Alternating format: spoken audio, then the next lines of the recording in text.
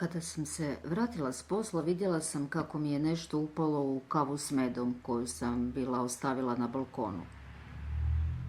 Izvadila sam polumrtvu pčelu koju sam stavila na stol da se osuši. Malo po malo pčela je počela dolaziti k sebi, čistila se, nožice, ticala, krila i onda opet sve ispočetka. A to je trajalo i trajalo. U isto vrijeme tražila sam joj privremeni smještaj. Bilo je to za početak osušena čahurica peruanske jagode.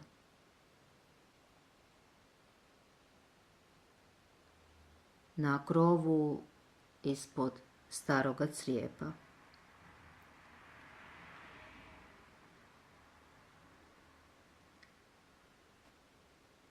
Ali kao da još nije bilo vrijeme za počinak.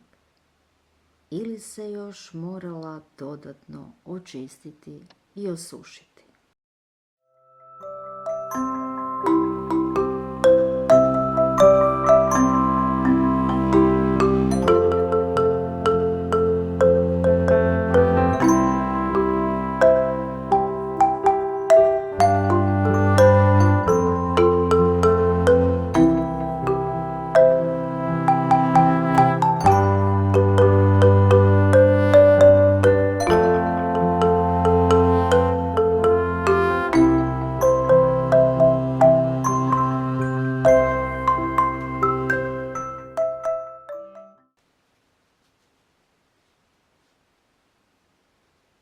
I nakon cijelog dana provedenog zajedno odlučila je sa mnom ući u kuću.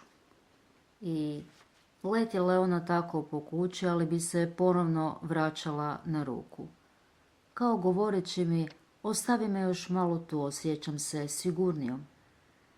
I prespavali smo tu noć u kući, a sutradan sam pčelu odnijela na balkon. Popila svoju kavu, a njoj odvojila med.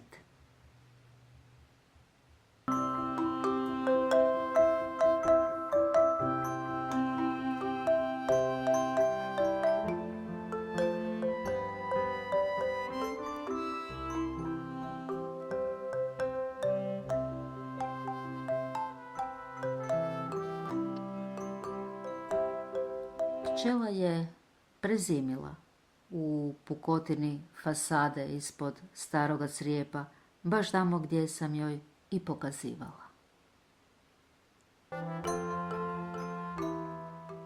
Hvala ti na divnom iskustvu.